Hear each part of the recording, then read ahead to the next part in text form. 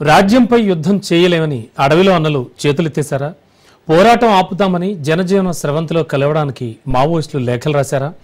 Operation Kagar ఎఫెక్ట్తో మావోయిస్టుల శకం ముగిసినట్టేనా? మేము హ్యాండ్సప్ అయ్యాం అని అన్నలు చెబుతున్నా కేంద్ర ప్రభుత్వం వాళ్ళని అడవిలోనే మట్టుబెట్టాలని చూస్తోందా? మావోయిస్ట్ అభయ్ పేరుతో వచ్చిన లేఖలో నిజముందా? ఫోరెన్సిక్ నిగ్గు తేల్చే వరకు నక్సల్స్ ప్రభావిత రాష్ట్రాలు, కేంద్ర ప్రభుత్వం కూడా మావోయిస్టులను నమ్మదా? మావోయిస్టులు లొంగిపోతామని చెప్పడం అందులో కొన్ని వర్గాలు వినిపిస్తున్న అభిప్రాయమా, లేదంటే మావోయిస్ట్ పార్టీ ఏకగ్రీవంగా తీసుకునే నిర్ణయమా? అడవిలో అన్నలు గన్నులు వదిలేస్తే జనజీవన స్రవంతి పేరిట అర్బన్ నక్సలైట్లుగా భావజాల వ్యాప్తిని చాప కింద నీరులా విస్తరిస్తారని ప్రభుత్వం ఏమైనా భయపడుతోందా?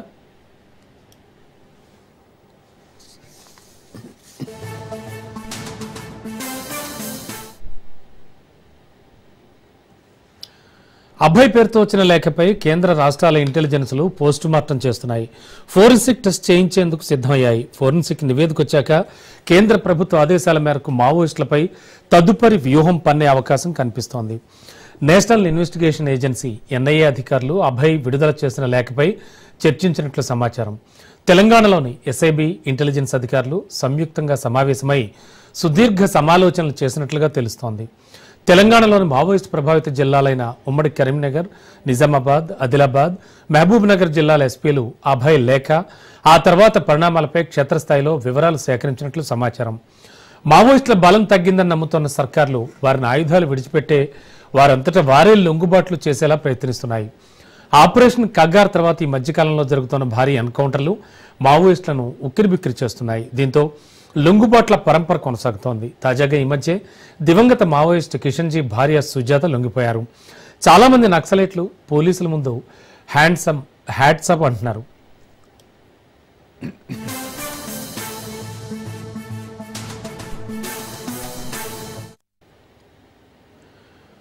జాతీయ స్థాయిలో చూస్తే వివిధ రాష్ట్రాల్లో పనిచేస్తున్న సహచరులు జైళ్లలో ఉన్న సహచరులతో సంప్రదించి నిర్ణయం వెలువరించేందుకు నెల రోజుల సమయం ఇవ్వాలని లేఖలో అభయ్ ప్రభుత్వానికి విజ్ఞప్తి చేశారు. ఈ ప్రాసెస్ జరిగేందుకు నెల రోజుల సమయం పడుతుందని, అప్పటి వరకు కాల్పుల విరమణ, గాలింపు చర్యలను నిలిపివేయాలని అభయ్ కోరారు. ఈ ఏడాది మార్చి నుంచి శాంతి చర్చలకు తాము ప్రయత్నిస్తుంటే ప్రభుత్వం పట్టించుకోవడం లేదని, అందుకే మరోసారి మావోయిస్ట్ పార్టీ కేంద్ర కమిటీ ప్రతినిధి అభయ్ పేరుతో అధికారిక ప్రకటన విడుదల చేశామని పార్టీ చెబుతోంది. మొత్తానికి అభయ్ లేఖ అటు మావోయిస్ట్ పార్టీలో ఇటు కేంద్ర రాష్ట్ర ప్రభుత్వాల్లో ఆలోచన అయితే రేకెత్తిస్తోంది. ప్రభుత్వం శాంతి చర్చలకు ఒప్పుకుంటుందా, లేదంటే అడవిలో యుద్ధం కొనసాగుతుందా అనేది మాత్రం కొన్నాళ్లలో ప్రభుత్వ ప్రకటనతో తేలిపోనుందనే టాక్ అయితే వినబడుతోంది.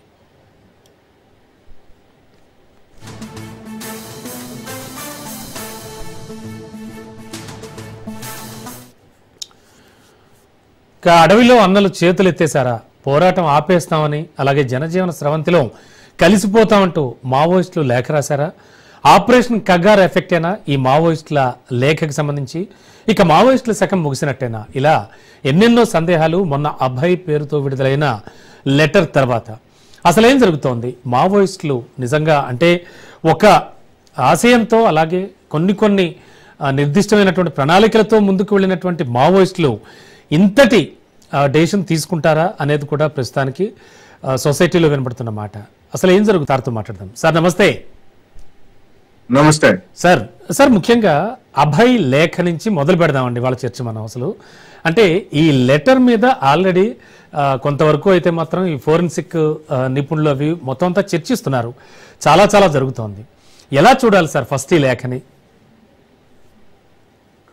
అభయ్ పేరుతో వచ్చినటువంటి లేఖ, లేదా అంతకుముందు వివిధ సందర్భాల్లో వచ్చినటువంటి మరికొన్ని లేఖలు, ఇవన్నీ కూడా పోలీసుల సృష్టి అనేటువంటి అభిప్రాయం కూడా ఉన్నది. ఎందుకు ఈ విధమైనటువంటి పోలీసులు ఎందుకు అంటే అది ప్రపంచం అంతటా అనుసరిస్తున్నటువంటిది, లేదా మన దేశంలో అంతకంటే తెలివి మీరినటువంటి, ఎందుకంటే ఇజ్రాయెల్ నుంచి లేకపోతే ఇట్లాంటి దుర్మార్గమైనటువంటి దేశాల నుంచి నేర్చుకున్నటువంటి టెక్నాలజీ తోటి కన్ఫ్యూజ్ చేయడానికి మావోయిస్ట్ ర్యాంకులు కావచ్చు, లేదా ఇతర సాయుధ నక్సలైట్ గ్రూప్స్ లో కావచ్చు, వాళ్ళని కన్ఫ్యూజ్ చేయడానికి, గందరగోళపరచడానికి ఇలాంటి ఎత్తుగడలు వేయడంలో అనేక ఇంకా ఆరితేరారు మన పోలీసులు. ముఖ్యంగా ఉమ్మడి రాష్ట్రంలో గతంలో నిజామాబాద్ జిల్లాలో కానివ్వండి, హరిభూషణ్ పేరుతోటి మరొక పేరుతోటి రకరకాల లేఖల్ని సృష్టించి పెద్ద ఎత్తున గందరగోళపరిచినటువంటిది మనం గతంలో కూడా చూసాం. అందువల్ల ఇప్పుడు కూడా అదేనా అనేటువంటి అనుమానాలు బలంగా ఉన్నాయి. ఇదే సమయంలో మావోయిస్టుల్లో కొంతమందిలో పునరాలోచన వచ్చింది అని కూడా చెప్తున్నారు. ఎందుకంటే జస్టిస్ చంద్రకుమార్ గారి నాయకత్వంలో ఉన్నటువంటి ఒక కమిటీ 2-3 నెలల క్రితమే, అంటే మే నెలలోనూ బహుశా ఏప్రిల్ నెలలోనూ వాళ్ళు బహిరంగంగా చెప్పారు.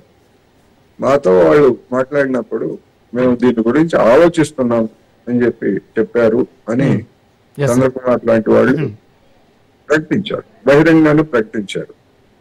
మరి ఏదన్నా ఖచ్చితమైన హామీ వచ్చిందా అంటే ఖచ్చితమైనటువంటి హామీ కాదు, మేము మాట్లాడుతున్నాము, సంప్రదింపులు జరుపుతున్నాము, చర్చలు జరుపుతున్నాము అని చెప్పారు. అంతవరకు ఓకే. ఎందుకంటే ఆయన ఏ పార్టీకి చెందినటువంటి వ్యక్తి, ఉన్నంతలో రిలయబుల్ పర్సన్ కనుక ఆయన చెప్పిన దాన్ని అందరూ నమ్మారు. మరి దాని కొనసాగింపుగా ఇప్పుడు ఏమైనా అటువంటి పునరాలోచనలో మావోయిస్టుల్లో ఒక వర్గం కానీ లేకపోతే కొంతమంది కానీ అలాంటిది ఏమంటే చేశారా అనేటువంటి అనుమానాలు కూడా ఉన్నాయి. ఏమైనప్పటికీ ఒకవేళ ఈ లేఖ గనక నిజమైతే ఆహ్వానించదగినటువంటి పరిణామమే. ఎందుకు అంటే అది విఫలమైనటువంటి ఒక సిద్ధాంతాన్ని పట్టుకొని విఫలమైనటువంటి ఆచరణతోటి ముందుకు పోతూ విలువైనటువంటి అనేక ప్రాణాలని బలి ఇచ్చినటువంటి ఉద్యమంగా అది మనకి చరిత్రలో రుజువైంది. ఒక భారతదేశంలో లేకపోతే తెలంగాణ, ఛత్తీస్గఢ్ ఈ ప్రాంతాల్లోనే కాదు, ఈ విధంగా మావోయిజం పేరుతోటి, మావోయిస్టుల పేరుతోటి ప్రపంచంలో 56 ఏళ్ల క్రితం అనేక దేశాల్లో తప్పుదారి పెట్టినటువంటి ఉదంతాలు అనేక ఉన్నాయి. ఒకవేళ పోలీసులు గనక ఈ లేఖను సృష్టించి మావోయిస్ట్ ర్యాంక్స్ లో అనుమానాలను పెంచడానికి అట్లాంటివి కనుక చేసేట్లయితే దానివల్ల అదనంగా వచ్చేటువంటి ప్రయోజనం ఏమి ఉండదు. మీడియాలో 1-2 రోజులు చర్చలు జరుపుకోవడానికి లేదా సంచలనంగా రాయడానికి తప్ప ప్రయోజనం ఉండదు అనేది నా అభిప్రాయం. అందుకని ఇప్పుడు ఫోరెన్సిక్ అని లేకపోతే ఇంకోటని చెప్తున్నారు కనుక మరి అది అఫీషియల్ గా దాని మీద ఎప్పుడు ప్రకటిస్తారు ఏమిటనేటువంటిది మనం చూడాల్సి. సార్ అండ్ ముఖ్యంగా కేంద్ర ప్రభుత్వం అండ్ కేంద్ర హోంమంత్రి అమిత్ షా చాలా స్టబరన్ గా ఉన్నారు ఆపరేషన్ కగార్ విషయంలో. అనేక సందర్భాల్లో ఆయన చెప్పుకుంటూ వస్తున్నారు, ఖచ్చితంగా మావోయిస్టుల నిర్మూలనే మా తదుపరి లక్ష్యం అని చెప్తూ ఉన్నారు. అంటే ఆపరేషన్ కగార్ అనేది ఖచ్చితంగా ఈ లెటర్ రావడానికి ఏమైనా కారణమై ఉంటుందని అనుకోవచ్చు అంటారా? అంటే ఆపరేషన్ కగార్తో మావోయిస్టుల్లో విపరీతమైన భయం పట్టుకుందంటారా? ఎట్లా చూడాలి దీన్ని? ఇప్పుడు మావోయిస్టుల అణచివేత అనేటువంటిది ఆపరేషన్ కగార్ తోటి ప్రారంభం కాలేదు, అంతకు ముందే దశాబ్దాల నుంచి. అవును, ఎప్పుడైతే మావోయిస్టుల పేరుతోటి మరొక పేరుతోటి కొంతమంది ఆయుధాలు పట్టి అడవుల్లోకి వెళ్లి దాడులు చేయడం లేకపోతే హత్యలు చేయడం ఇట్లాంటివన్నీ ఎప్పుడు చేశారు, అప్పటి నుంచి అణచివేత అనేటువంటిది సాగుతూనే ఉంది. దానికి కొనసాగింపుగానే ఆపరేషన్ కగారు తప్ప ఇదేదో కొత్తగా వచ్చినటువంటిది కాదు. అయితే ఆపరేషన్ కగారుకి మరి గతంలో చేసినటువంటి అణచివేతకి ఉన్నటువంటి తేడా ఏమిటి అనేటువంటిది ఎవరికైనా సందేహం కలగవచ్చు. ఇప్పుడు ఆధునికమైనటువంటి సాంకేతిక పరిజ్ఞానంతో వీళ్ళ యొక్క స్థావరాలు ఎక్కడున్నాయి, లేకపోతే వీళ్ళ మీద దాడులు చేయడానికి అవసరమైనటువంటి డ్రోన్స్ మనం చూస్తున్నాం కదా. ఇవాళ ప్రపంచం అంతా కూడా యుద్ధం అంటే లేకపోతే ప్రత్యర్థి దేశాల మీద దాడులు అంటే డ్రోన్స్ అనేటువంటివి చాలా చౌకగా అందుబాటులోకి వచ్చినటువంటి ఆయుధం. అటువంటి డ్రోన్స్ లేకపోతే నిఘా కెమెరాలు, రెండోది కమ్యూనికేషన్ వ్యవస్థ, ఇలాంటివన్నీ కూడా బాగా అభివృద్ధి చెందినటువంటి పూర్వరంగంలో దాడులు జరిగాయి. మిలిటరీని, పారామిలిటరీని ఇచ్చారు. దానికి తోడు అన్నింటికంటే ముఖ్యంగా నా అభిప్రాయం ఏంటంటే ఇప్పుడు ఈ ర్యాంక్స్ మావోయిస్టులు కావచ్చు, ఇతర ఆయుధాలు పట్టుకున్నటువంటి వాళ్ళు కావచ్చు, ఈ ర్యాంక్స్ లో అనేక మందిని పోలీసు ఏజెంట్లని చొప్పించడంలో గడిచినటువంటి 25-30 సంవత్సరాల్లో ముఖ్యంగా పోలీసు యంత్రాంగం బాగా సక్సెస్ అయినట్టుగా కూడా కనిపిస్తాం. అనేకమైనటువంటి ఉదంతాలు అగ్రనాయకులుగా ఉన్నటువంటి వాళ్ళని పట్టుకొని పిట్టలాగా కాల్చినట్టు చెప్తున్నారు. అవన్నీ కూడా ఎవరో కొంతమంది అందులో చేరి ద్రోహులుగా మారి ఇచ్చినటువంటి సమాచారం లేకపోతే అంతమంది కేంద్ర నాయకుల్ని ఒకేసారి చనిపోవడం లేకపోతే ఆ విధమైనటువంటి పరిణామం జరగదు. అందుకని ఎవరు ఏమిటి అనేటువంటిది మనం నిర్దిష్టంగా చెప్పలేం, కానీ అనేకమైనటువంటి దుర్మార్గాలకి పాల్పడటంలో ముఖ్యంగా మన పోలీసు యంత్రాంగం ఉన్నది. దాని తీవ్రత కూడా ఖచ్చితంగా మావోయిస్ట్ ర్యాంకుల మీద, ఇతర సాయుధ దళాల మీద కూడా పడుతుంది అని చెప్పుకోవచ్చు. లో ఉన్నటువంటి గ్రూపుల్లో వచ్చిన తగాదా వల్ల ఏమైనా బయటపడిన లెటర్గా కూడా ఈ లెటర్ని చూడాలంటారా? ఎందుకంటే చాలా గ్రూపులు ఉన్నాయి మనకు తెలుసు.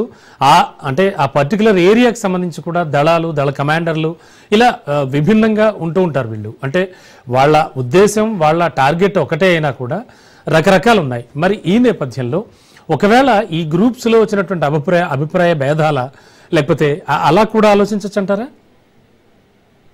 అంటే మన నక్సల్స్ చరిత్రని చూసినప్పుడు ఆంధ్రదేశంలో కావచ్చు లేదా ఇతర ప్రాంతాల్లో కావచ్చు, వీళ్ళందరూ కూడా సిపిఎం రివిజనిస్ట్ పార్టీగా మారిపోయింది. సిపిఎం కి ముసలి నాయకత్వం వచ్చింది. వీళ్ళు పోరాడేటువంటి శక్తి వీళ్ళల్లో లేదు. అందుకని ఒక దగ్గర తుపాకీతోటి పేలిస్తే మొత్తం దేశం అంతటా కూడా అగ్ని రాసుకుంటుంది అనేటువంటి పేరుతోటి వీళ్ళందరూ కూడా బయలుదేరారు. ఆ బయలుదేరిన తర్వాత ఎన్ని చీలికలు పేలికలు అయిపోయారో వాళ్లలో వాళ్లే కొంతమందిని తాము విప్లవకారులమని వాళ్లే చెప్పుకున్నారు. మిగిలినటువంటి వాళ్ళందరినీ రివిజనిస్టులు అని చెప్పుకున్నారు. అందుకని ఆ విధంగా మావోయిస్టుల్లో ఇప్పుడు ఉన్నటువంటి మావోయిస్టుల్లో ఈ మావోయిస్టు మిగతా నక్సలైట్ గ్రూప్స్ అన్ని కూడా వేరువేరుగా ఉన్నాయి, ఎవరి దుకాణం వాళ్ళదే. ఇప్పుడు ఈ మావోయిస్టుల్లో కూడా మీరు అన్నట్టుగా చీలికలు పేలికలు కనుక వచ్చేట్లయితే ఈ పార్టీకి అది బహిర్గతం అయి ఉండేది.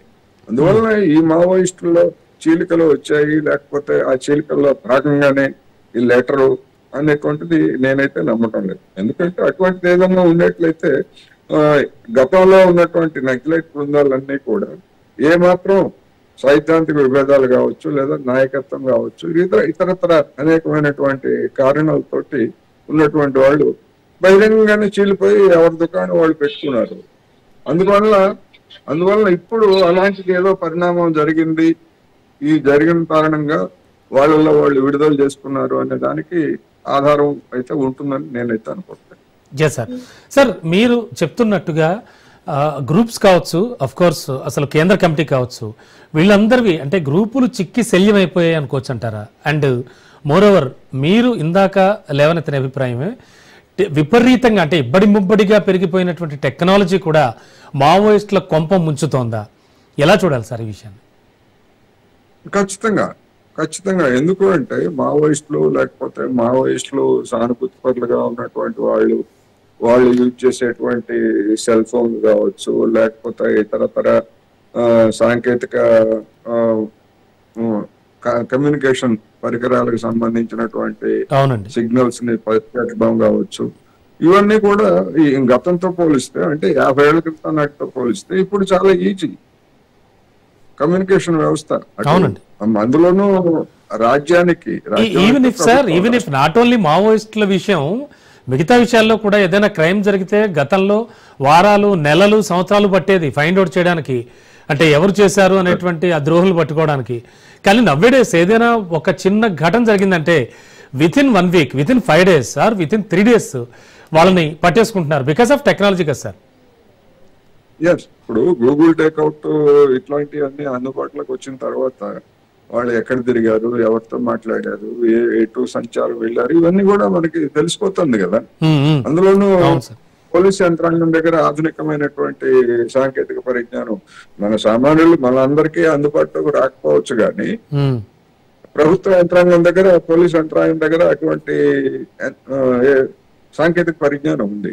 అందుకని మొత్తం మీద వైఫల్యం కావచ్చు, సైద్ధాంతికంగా దిగజారుడు కావచ్చు. ఎందుకంటే పక్కనే ఉన్నటువంటి నేపాల్లో ఇదే మావోయిస్టులు మన దేశానికి చెందినటువంటి వాళ్ళు కాకపోయినా కానీ నేపాల్లో కూడా మావోయిస్టులు ఉన్నారు. ఇప్పుడు ప్రచండ అనేటువంటి పుష్ప కుమార్ దహాల్ అనేటువంటి ఆయన ప్రధానిగా కూడా పనిచేశాడు కదా. వాళ్ళు ఆయుధాలు విడిచేసి జనజీవన స్రవంతిలోకి వచ్చి ప్రధానమంత్రి అయినటువంటి పరిణామాన్ని కూడా మనం చూసాం. మరి ఆ ప్రభావం మావోయిస్టుల మీద లేకుండా ఉంటుందా? ఖచ్చితంగా ఉంటుంది. అయితే అది ఏ స్థాయిలో ఉంది, ఏ మేరకు ఉంది, దాని ప్రభావం ఏంటి, నేపాల్కు ఉన్నటువంటి ప్రత్యేకమైనటువంటి పరిస్థితులు లేదా భారతదేశంలో ఉన్నటువంటి ప్రత్యేకమైనటువంటి పరిస్థితులు, అక్కడ ఉద్యమం అంటే మావోయిస్టులు కావచ్చు, ఇతర కమ్యూనిస్టులు కావచ్చు, అందరూ డామినెంట్ గా రాజరికానికి వ్యతిరేకంగా పోరాడినటువంటి ఆ నేపథ్యం అవన్నీ వేరు.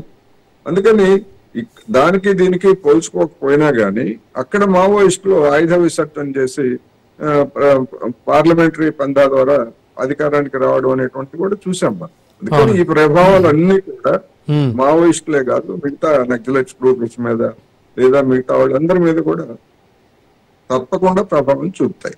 Yes sir, yes sir. Sir ఇక్కడ మనం ఒక 2 విషయాలు డిస్కస్ చేద్దాం సార్. మొదటిది, ఒకవేళ లెటర్ నిజమని తేలితే అంటే వాట్ అబౌట్ కార్యాచరణ సార్? అంటే కార్యాచరణ ఎలా ఉండబోతుంది అంటారు? అంటే అటు ప్రభుత్వానికి కావచ్చు, ఎందుకంటే కేంద్ర ప్రభుత్వం ఆల్మోస్ట్ ఆల్ నిర్మూలించేద్దామను అని ఒక టార్గెట్ అయితే పెట్టేసుకుంది. నిజమని తేలితే పరిస్థితి ఏంటంటారు? ఒకవేళ నిజమని తేలితే, ఎందుకు అంటే నిజమా కాదా అనేటువంటి దానికి సందేహాలు ఉన్నాయి. ఇప్పుడు గత 3 నెలల నుంచి 4 నెలల నుంచి ఈ విధమైనటువంటి చర్చ సాగుతా ఉంది. మరి ఆ 4 నెలల నుంచి సాగినటువంటి చర్చ ఫలితంగానే ఇటువంటి ప్రాథమికంగా మనం ఆయుధాలు వదిలివేద్దాం అనేటువంటి ఒక నిర్ణయానికి వస్తే, దానికి సంబంధించి మోడాలిటీస్ ఎట్లా ఉండాలి, ఏమిటి అనేటువంటిది ఇప్పుడు అనేక ఇతర మిలిటెంట్ గ్రూపులతోటి, అంటే నక్సలైట్స్ కాకపోయినా కానీ ఇప్పుడు ఈశాన్య భారతంలో అనేక సాయుధ బృందాలతోటి కేంద్ర ప్రభుత్వం ఒప్పందం చేసుకొని వాళ్ళ దగ్గర నుంచి ఆయుధాలు తీసుకొని వాళ్ళని జనజీవన స్రవంతిలో కలిపేసినటువంటి ఉదాహరణలు కొన్ని ఉన్నాయి మనకి. అదే విధంగా ఈ వీళ్ళను కూడా ఎట్లా చేయాలి ఏమిటనేటువంటిది సంప్రదింపులు జరపడానికి కొంతమంది మేధావులుగా తటస్థంగా ఉన్నటువంటి మేధావులు ఉన్నారు. అదేవిధంగా మావోయిస్టులకి అభిమానులుగా ఉన్నటువంటి మేధావులు ఉన్నారు. అన్నింటికీ మించి ఎప్పుడు లేనటువంటిది మన జూన్ మొదటి వారంలో CPM, CPI, Liberation, Forward Bloc, SUCI ఇట్లాంటి కొన్ని లెఫ్ట్ పార్టీలు, వామపక్ష పార్టీలు, కమ్యూనిస్ట్ పార్టీలు అందరూ కలిసి కేంద్ర ప్రభుత్వానికి ఒక లేఖ రాశాయి. మీరు కగారును ఆపండి, వాళ్ళతో సంప్రదింపులు జరపండి అని లేఖ రాశాయి. అవునండి. అందువల్ల నిజంగానే మావోయిస్టులు గనక ఆ విధమైనటువంటి ఒక వైఖరిని తీసుకొని జనజీవన స్రవంతిలోకి కలవడానికి వస్తే, అనుసంధానం అంటే ఏదో బ్రోకరేజ్ అని కాదు ఇక్కడ, ఒక అనుసంధానం ఒక మోడాలిటీస్ ఎట్లా ఉండాలి అనేటువంటి దాన్ని మాట్లాడటానికి అనేక అవకాశాలు ఉన్నాయి. అందువల్ల అది నిజమా కాదా అనేటువంటిది ముందు తేలాలి. నిజమని తేలితే అదేం పెద్ద సమస్య కాదు. అవునండి, అది పెద్ద సమస్య కాదు. అవును సార్. సార్ అంటే ఇప్పుడు ఈ లెటర్ అనేది చెప్పండి సార్, చెప్పండి. ఒకవేళ అది నిజం అటువంటి నిర్ణయం కనుక తీసుకునేట్లయితే అది పెద్ద సమస్య ఏం కాదు. అనేక దేశాల్లో సామూహికంగా కొన్ని కార్యక్రమాలను ఏర్పాటు చేసి వాళ్ళ దగ్గర ఉన్నటువంటి ఆయుధాలు, మందుగుడు ఇటువంటివన్నీ కూడా సమర్పించినటువంటిది మనం చూసాం. ఏది ముఖ్యంగా లాటిన్ అమెరికా దేశాలు కావచ్చు లేదా కొన్ని ఇటువంటి దేశాలు. అందుకని అదేమి తప్పేం కాదు. ఒకవేళ ఆ నిర్ణయం జరిగితే మాత్రం అది వెంటనే ఆచరణలోకి వస్తే నష్టం కూడా తక్కువ ఉంటది. లేకపోయేట్లయితే నష్టం కూడా ఎక్కువ ఉంటది. ఇంకేముంది, వీళ్ళు ఎట్లా లొంగిపోతున్నారు, చివరిలో దెబ్బతీద్దాం, చావు దెబ్బతీద్దాం, ఎంతమంది దొరికితే అంతమందిని వేసేద్దాం అనేటువంటి ఉద్దేశం కనుక అధికార యంత్రాంగంలో కలిగిందనుకుంటే నష్టం కూడా ఉంటది. అందుకని దాని మీద స్పష్టత ఇవ్వాల్సినటువంటి వైఖరి మావోయిస్టుల వైపు నుంచి కూడా రావాలనేది నా డెఫినెట్లీ సార్. అండ్ సార్ మరోవైపు చూస్తే కనుక ఇప్పుడున్న కాలమాన పరిస్థితులకు అనుగుణంగా, అంటే అట్ ప్రజెంట్ సిచ్యువేషన్కి తగ్గట్టుగా మనం చూస్తే కనుక లొంగుబాటు అనేటువంటి ఆలోచనలో ఉన్నాయి అనుకోవచ్చు అంటారా మావోయిస్టుల వర్గాలన్నీ కూడా? అంటే మీరు చెప్పినట్టు రకరకాల కారణాలు అవ్వచ్చు. అంటే ఆరోగ్య సమస్యలు కావచ్చు, లేదా అందరూ కూడా పెద్దవాళ్ళు అయిపోయి ఆల్మోస్ట్ ఆల్ మెయిన్ హెడ్స్ ఎవరైతే ఉన్నారో వాళ్ళంతా పెద్దవాళ్ళు అయిపోవడం, కొత్త రిక్రూట్మెంట్ లేకపోవడం, ఇలాంటివన్నీ కూడా. అంటే రిక్రూట్మెంట్ ఏమైనా జరిగితే ఖచ్చితంగా బయటకు విషయం గుప్పమంటుంది, అది ఖచ్చితంగా మనం మీడియాలో చెప్పుకుంటాం, చర్చించుకుంటాం. బట్ అలాంటివి ఏం జరగటం లేదు. సో ఇవన్నీ కూడా కారణాల వల్లే లొంగుబాటు అనేది ఏమైనా పైకి వచ్చిందంటారా? ఒకవేళ అనారోగ్యము లేకపోతే ఇటువంటివి అయితే వయసు మళ్ళడం ఆ కారణంతో ఆ కారణాలతోటి లొంగుబాటు అనేటువంటిది ఉండదు. ఎందుకంటే ఒకవేళ ఎవరైనా పెద్దవాళ్ళు వయసు రీత్యా మొబిలిటీ, ముఖ్యంగా రహస్య స్థావరాల్లో ఒక దగ్గర నుంచి ఒకళ్ళు వెళ్ళడానికి మొబిలిటీ తక్కువైతే ఆ తర్వాత ఉన్నటువంటి క్యాడరు కొంత క్యాడర్ ఉన్నది. అయితే కొత్తగా రిక్రూట్మెంట్స్ లేకపోవచ్చు, లేకపోతే గతం మాదిరి విప్లవం అనగానే మొత్తం అంతా అన్ని వదిలేసి దళాల్లోకి అడవుల్లోకి వెళ్ళకపోవడం అనేటువంటిది ఇటీవల కాలంలో బాగా తగ్గిపోయింది. అందుకని ఆ ప్రాబ్లం ఉన్నప్పటికీ అది ప్రధానమైనటువంటి సమస్య కాదు. ఉన్న వాళ్ళల్లోనే పునరాలోచన లేకపోతే అలాంటి ఏమన్నా వచ్చుంటే అది వేరు. వచ్చిందా లేదా అనేటువంటిది. రెండోది, ఇప్పుడు మాకు 4 రోజులు గడువు ఇవ్వాలంటున్నారు. దానిలో ఆ లేఖలో ఉన్నటువంటి సారాంశం కరెక్టే సార్. ఒక 4 రోజులు గడువు ఇవ్వాలంటున్నారు. 4 రోజులు గడువు ఇవ్వడానికి ఈ ఆపరేషన్ కగారు అనేటువంటిది ఇప్పుడు ప్రారంభం కాలేదు. రెండోది, వీళ్ళు ఆయుధాలు విసర్జించి శాంతి చర్చలకు రావాలనేటువంటి అంశం ఇప్పుడు కాదు, 3-4 నెలల నుంచి జరుగుతా ఉంది. 3-4 నెలల నుంచి చంద్రకుమార్ లాంటి వాళ్ళు వాళ్ళ ప్రయత్నాలు వాళ్ళు చేస్తున్నారు. మరి అప్పటి నుంచి ఏం నిర్ణయించుకున్నారు? ఇప్పటికిప్పుడు లెటర్ రాసి మాకు ఇంకొక 4 రోజులు కావాలని అడుగుతున్నారు అంటే ఆ టెర్మినాలజీని బట్టి కూడా కొన్ని అనుమానాలు. అవునండి. ఇప్పుడు 4 రోజులు ఏంటి, ఎప్పటి నుంచో ఈ ఎజెండా అనేటువంటిది ఉన్నది కదా. పైగా ఆ లెటర్ లో సార్, ఆ లెటర్ లో మరో కీలకమైన విషయం ఏంటో తెలుసా అండి? మార్చి నెల నుంచి మేము ప్రయత్నిస్తున్నాం మీతో చర్చిద్దామని, అంటే ప్రభుత్వంతో చర్చలు జరుపుదామని, లొంగుబాటు దిశగా మేము ప్రయత్నిస్తున్నాం అనేది ఆ లెటర్ లో సారాంశం. అందుకనే మార్చి నెల నుంచి నేను ఎందుకు చెప్తున్నా అదే. ఇప్పుడు చంద్రకుమార్ గారు లాంటి వాళ్ళు, ఇంకా ఆర్గోపాల్ గారు, ఇట్లాంటి వాళ్ళందరూ కూడా ఎప్పటి నుంచో దీన్ని గత 4-5 నెలల నుంచి చెప్తున్నారు. అదే గనక నిజమై ఉంటే ఈ పాటికి ఒక నిర్ణయం తీసుకొని ఉండాలి. ఇంకొక నెల అంటే పోనీ దాన్ని కూడా ఒక విధంగా అర్థం చేసుకోవచ్చు. అందుకని ఏమైనప్పటికీ అది నిజమా కాదా అనేటువంటిది ముందు తేలాలి. లేకపోతే ఇట్లయితే, ఎందుకంటే గతంలో అనేక లేఖలు రాసి దానికి భిన్నంగా వ్యవహరించినటువంటి తీరు మనం చూసాం కనుక ఇట్లాంటి లేఖలు మన సమాజం గాని, మీడియా గాని, లేకపోతే ఎవరు గాని అంత వెంటనే నిజమే అని నమ్మేయడానికి సిద్ధంగా లేదు. వాళ్ళ ఒక క్రెడిబిలిటీ సమస్య కూడా దీనిలో ఇముడు ఉంది.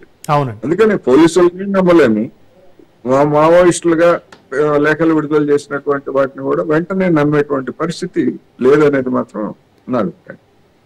ఎస్ సార్, అంటే మావోయిస్టుల బలం తగ్గుతోంది అనుకోవచ్చు అంటారా? అంటే వాళ్ళకి వాళ్ళ టీం నిర్ణయాలు కానీ, వాళ్ళ భావజాలం కానీ ఓవరాల్ గా అంటే చూస్తే కనుక ఖచ్చితంగా తగ్గుతోంది. ఒక మావోయిస్టులనే కాదు, మావో ఆలోచన విధానం పేరుతోటి ఇతర గ్రూపులుగా ఉన్నటువంటి వాళ్ళు కూడా, వాళ్ళ ప్రభావం కూడా దేశంలో, ముఖ్యంగా తెలుగు రాష్ట్రాల్లో, 2 తెలుగు రాష్ట్రాల్లో, పరిసర ప్రాంతాల్లో దాని ప్రభావం అయితే తగ్గిపోయింది. ఎందుకు తగ్గిపోయింది అంటే ఒక్క వాళ్ళ ప్రభావం అనే కాదు, మొత్తంగానే కమ్యూనిస్టు ఉద్యమం అనేటువంటిది కూడా తెలుగు రాష్ట్రాల్లో కూడా, భారతదేశంలో కూడా ఒక తీవ్రమైనటువంటి సమస్యను ఎదుర్కొంటుంది.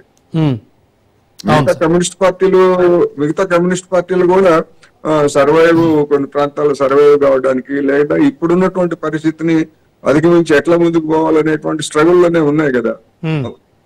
అందుకని జనరల్ వాతావరణం చూసినప్పుడే ఒక యువతలో అస్తిత్వ భావనలు కావచ్చు, లేకపోతే కెరీరిజం కావచ్చు, లేదా మంచి ఇంజనీర్ అయితేనో, లేకపోతే ఇంకోటి అయితేనో మన జీవితాలు, డాలర్ డ్రీమ్స్, రకరకాల కారణాలన్నీ ఉన్నాయి కదా. ఇటువంటివి వాటికి ప్రాధాన్యత ఇచ్చినటువంటి యువత ఈ విధమైనటువంటిది ఉండదు. రెండోది, గ్రామీణ ప్రాంతాల్లో కూడా వచ్చినటువంటి సంబంధాల్లో మార్పులు. ఎందుకు అంటే గడిచినటువంటి 20-25 సంవత్సరాల్లో గ్రామీణ ప్రాంతాల్లో కూడా, ముఖ్యంగా బలహీన వర్గాల్లో, దళితుల్లో కావచ్చు, లేదా వెనుకబడిన తరగతుల్లో కావచ్చు, గిరిజనుల్లో కావచ్చు, అనేక మంది విద్యావంతులు ముందుకు వచ్చి కెరీర్ ప్రారంభించి బాగా మంచి పొజిషన్ లో ఉన్నటువంటి వాళ్ళు ఉన్నారు. వాళ్ళందరినీ చూసినటువంటి యువత మనం నక్సలైట్లతోటి లేకపోతే వీళ్ళతోటి పోయి మన జీవితాలు ఎందుకు బాగు చేసుకోవాలి, పాడు చేసుకోవాలి, మనం కూడా అదే విధంగా వెళ్ళొచ్చు అనేటువంటి భావనలు కూడా ఉంటాయి కదా. అవునండి. అందుకని రకరకాల కారణాలతోటి మావోయిస్టుల ప్రాబల్యం అనేటువంటిది తగ్గిపోతుంది అనేది నేను గట్టిగా చెప్పదలుచుకున్నాను. Yes sir. అండ్ సార్, అంటే ఇదంతా నాణ్యానికి ఒకవైపు అయితే మరోవైపు లొంగుబాట్ల పరంపర అయితే కొనసాగుతోంది సార్. ఈ వీక్ లోనే చాలా ప్లేసెస్ లో లొంగుబాట్లు అయితే అయిపోతూ ఉన్నారు. ఇప్పుడు మీరు చెప్పిన ఎగ్జాంపుల్ బట్టి చూస్తే కూడా, అంటే మరి ఇవి ఎలా చూడాలంటారు? అంటే ఈ పరంపర కొనసాగుతూ ఉంటుందా, లొంగుబాట్ల పరంపర? లొంగుబాట్లు అనేటువంటి గతంలో కూడా కొనసాగాయి, మీరు అన్నట్టుగా ఇటీవల కాలంలో పెరిగాయి. అయితే ఇక్కడ ఒక్క మాత్రం మనం చెప్పుకోవాలి. ఇప్పుడు ఒకవేళ మావోయిస్టులు అందరూ కూడా అంటే కేంద్ర కమిటీ కానీ లేదా వివిధ రాష్ట్రాల కమిటీలన్నీ కూడా సంప్రదించుకొని ఆయుధ విసర్జన చేద్దాము అని ఆయుధాలు అప్పగించాయనుకోండి, దాన్ని లొంగుబాటు కింద వర్ణించడం అనేటువంటిది సరైనది కాదనేది నా అభిప్రాయం. వైఖరి మార్చుకున్నారు. అవునండి, వైఖరి మార్చుకున్నారు. లొంగుబాటు అంటే నిర్బంధాన్ని తట్టుకోలేక, లేకపోయేట్లయితే అందరూ అనుకున్నట్టుగా అనారోగ్య సమస్యలు, లేకపోతే ప్రభుత్వం ఇచ్చేటువంటి రివార్డు ఆకర్షణీయంగా ఉండటం, ₹1 కోటి 50 లక్షలు ఇట్లాంటి రివార్డులు ఉన్నటువంటి వాళ్ళు కొంతమంది ఉన్నారు కదా. అవునండి, అదే తక్కువ అమౌంట్ ఏం కాదు. అందుకని అటువంటి వాటికి ఆశపడి లొంగిపోవటం వేరు.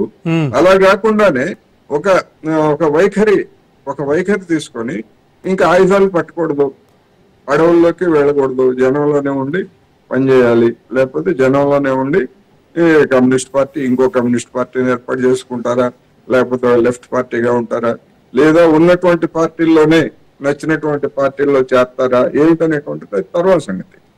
అందువల్ల దాన్ని లొంగుబాటు అనేటువంటి పదజాలం సరైనటువంటిది కాదు. ఒక వైఖరి తిరుగుబాటు అని అంటున్నారు, తిరుగుబాటు చేశారు. కానీ ఆయుధాలు విసర్జన అనేటువంటి దానికి వచ్చేసరికి లొంగుబాటు అంటే అది అంత గౌరవప్రదంగా, వాళ్ళకి కూడా గౌరవప్రదంగా ఉండదు కనుక వైఖరి మార్చుకున్నారు అనేటువంటిది చెప్పుకోవచ్చు. ఓవరాల్ గా అడవిలో అన్నలు గన్లు వదిలేస్తే ఒక్కొక్కసారి అలా కూడా చూద్దాం సార్. అంటే ఈ సిచ్యువేషన్ అంతా ఇలా ముందుకు వెళ్ళి జనజీవన స్రవంతి అనేటువంటి పేరుతో అర్బన్ నక్సలైట్లుగా వీళ్ళు వాళ్ళ భావజాల వ్యాప్తిని ఏమైనా చాప కింద నీరులా విస్తరిస్తారని కూడా గవర్నమెంట్ కొద్దిగా ఏమైనా భయపడుతుంది అనుకోవచ్చు అంటారా? అసలు అర్బన్ నక్సల్స్ అనే పదమే ఒక అపభ్రంశం.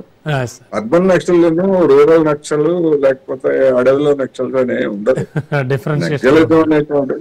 నక్సలిజం అనేటువంటిది ఒక భావజాలానికి పెట్టినటువంటి పేరు అది. అందుకని ఇప్పుడు అర్బన్ నక్సల్స్ అంటే ఏమిటి, ఆయుధాలు లేకుండా ఆ భావజాలాన్ని ప్రచారం చేసేవాళ్ళనే కదా అర్బన్ నక్సల్స్ అంటే. దానికి అర్బన్ నక్సల్స్ అని ఇంకా అసలు ఆయుధాలు విసర్జించిన తర్వాత పదవే కరెక్ట్ కాదు. ఆయుధాలు విసర్జించిన తర్వాత ఇంకా అర్బన్ నక్సల్స్ అనేటువంటి దానికి అర్థమే ఉంటది. అనేక మంది ఒక వామపక్షం కావచ్చు, కమ్యూనిస్టులు కావచ్చు, లెఫ్టిస్ట్ ఫోర్సెస్ గా ఎవరైనా ఉండొచ్చు. దానికి ఒకవేళ ఆయుధాలు విసర్జించినంత మాత్రాన మేము పూర్తిగా ఇంకా ఆ వామపక్ష భావజాలానికి కూడా మేము రాజీనామా చేస్తున్నాం, దాన్ని వదులుకున్నాం అని చెప్తే అది వేరు. అది వాళ్ళ వ్యక్తిగతం. అది వ్యక్తిగతం. అది మనం చరిత్రలో చూసాం. ఏది స్వాతంత్ర చరిత్రలో సావర్కర్ లాంటి వాళ్ళు మేము మీకు శాశ్వతంగా సేవ చేసుకుంటామని చెప్పేసి బ్రిటిష్ వాళ్ళకి లేఖలు రాసి జైలు నుంచి, నిర్బంధం నుంచి విడుదలై ఆ తర్వాత స్వాతంత్రోద్యమానికి దూరంగా ఉండటాన్ని మనం చూసాం. అటువంటి వాళ్ళు ఎవరైనా లొంగుబాటు చేస్తే అది లొంగుబాటు. దాన్ని మనం అటువంటి వాళ్ళని చరిత్ర క్షమించదు. కానీ అది వేరు. కానీ ఇప్పుడు అర్బన్ నక్సల్స్ గా ఉంటారని గవర్నమెంట్ భయపడాల్సిన పనే ఉంది. ఇప్పుడు అనేక దేశాల్లో నక్సలైట్స్ లేరు, అయినా కానీ ఇప్పుడు లాటిన్ అమెరికా దేశాలు ఉన్నాయి, మరి అక్కడ ఏ నక్సలైట్లు లేరు. కానీ మరి కమ్యూనిస్టులు లేకపోతే వామపక్ష పార్టీలు అధికారానికి కూడా వస్తున్నాయిగా. అట్లాగే భారతదేశంలో కూడా ఉంటది. భావజాలానికి నక్సలైట్లతోనే భావజాలం పుట్టలేదు. నక్సలైట్లు ఆయుధాలు వదిలేసినంత మాత్రాన భావజాలం అంతరించదు. భావజాలం అనేది నిరంతర ప్రక్రియ సార్. అంటే అది అర్థం లేని ఆరోపణ. ఓకే అండి సార్, అంటే ఆయా రాష్ట్ర ప్రభుత్వాలు కావచ్చు, అంటే మావోయిస్టు ప్రభావిత రాష్ట్రాలు కావచ్చు, కేంద్ర ప్రభుత్వం కావచ్చు, ప్రస్తుతానికి మావోయిస్టుల బలం అయితే తగ్గిందని ఖచ్చితంగా నమ్ముతున్నారు వాళ్ళు. మరంటే ఈ సర్కార్స్ అయితే నమ్ముతున్నాయి. మరి వాళ్ళని ఆయుధాలు విడిచిపెట్టి వాళ్ళంతట వాళ్లే లొంగుబాట్లు చేసేలా ఏమైనా ప్రయత్నంలో భాగం అనుకోవచ్చు అంటారా? దట్టు మనం అనుకున్నట్టుగా ఆఫ్టర్ ఆపరేషన్ కగార్ ఎలా ఎలా చూడొచ్చు సార్ దీన్ని? అంటే ఇప్పుడు లాటిన్ అమెరికాలో కొన్ని దేశాల్లో సాయుధ బృందాలుగా ఉన్నటువంటి వాళ్ళందరూ లొంగిపోయిన తర్వాత అందులో అర్హత కలిగినటువంటి వాళ్ళందరినీ కూడా సాయుధ దళాల కింద మార్చేశారు వాళ్ళని. ప్రభుత్వ సాయుధ దళాల కింద మార్చి, అంటే వేరే వేరే మన రకరకాల దళాలు ఉన్నాయి కదా మనకి, పారామిలిటరీలో ఇండో టిబెటన్ ఆర్మీ అని, ఇలా ఇట్లా సిఆర్పిఎఫ్ అని ఇట్లా ఉన్నాయి కదా. అటువంటి వాళ్ళని ఏం చేశారంటే పునరావాసం కింద వాళ్ళందరినీ కూడా ఆయుధ శిక్షణలో వాళ్ళు కూడా భాగస్వాములుగా ఉన్నారు కనుక వాళ్ళందరినీ కూడా ఒక ప్రత్యేకమైనటువంటి దళాల కింద చేర్చి ఆ విధంగా చేశారు. అదే విధంగా ఎవరైనా ఇక్కడ కూడా అట్లాంటి దానికి ఏమైనా వచ్చేట్లయితే చేర్చుకోవడానికి అభ్యంతరం ఉండకూడదు అనేది నా అభిప్రాయం. వస్తారా రారా అనేటువంటిది ఊహాజనితమైనటువంటి ప్రశ్న. అందుకని ఇక్కడ అసలు అటువంటి నిర్ణయం జరిగితే దాన్ని ఎట్లా అకామిడేట్ చేయాలి, ఏమిటి, వాళ్ళు వచ్చిన తర్వాత ఏం చేస్తారు. ఇప్పుడు మనం చూస్తున్నామండి, ఇప్పుడు బీఆర్ఎస్ లో, కాంగ్రెస్ లో, తెలుగుదేశం పార్టీలో ఎంతమంది మావోయిస్టులు, మాజీ మావోయిస్టులు లేకపోతే ఇతర గ్రూపులకు చెందినటువంటి వాళ్ళు, ఒకనొక సందర్భంలో ఎంతో కీలకంగా పనిచేసిన వాళ్ళు కూడా ఇప్పుడు ప్రజాప్రతినిధులుగా ఉన్నారు. అవును, ప్రజాప్రతినిధులుగా, మంత్రులుగా పనిచేసినారు కదా. అవునండి, అవును, ఎంపీలుగా, ఎమ్మెల్యేలుగా, మంత్రులుగా పనిచేసినటువంటి వాళ్ళు ఉన్నారు. వాళ్ళు కూడా అట్లాగే రావచ్చు, ఏ పార్టీలో అయినా చేరొచ్చు. అది అవునండి.